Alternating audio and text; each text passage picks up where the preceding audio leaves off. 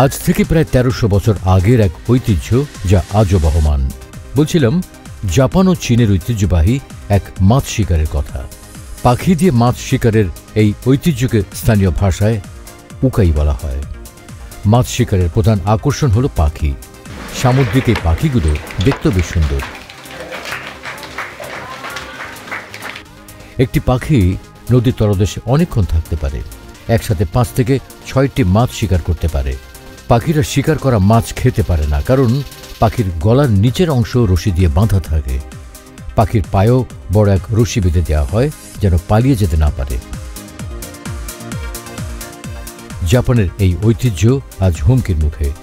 জলবায়ুর পরিবর্তন, বৈশ্বিক উষ্ণতা বেড়ে যাওয়া, পরিবেশ দূষণ সহ নানান সমস্যার কারণে নদীর পরিবেশ আর আগের মতো নেই। স্থানীয় এক ব্যক্তির মতে, পাখিরা মূলত সুইট ফিশকে তাদের টার্গেটে রাখে।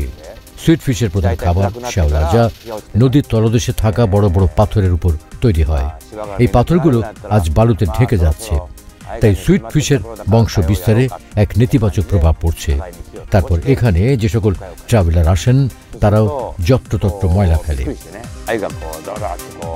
প্রকৃতি যতদিন ভালো থাকবে, যতদিন স্নিগ্ধ থাকবে, ঠিক ততদিনই মানুষ ভালো থাকবে, সুস্থ থাকবে।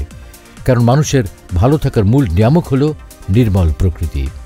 আমাদের সকলের উচিত প্রকৃতিকে ভালোবাসা, প্রকৃতির দূষণ রোধে সজাগ থাকা।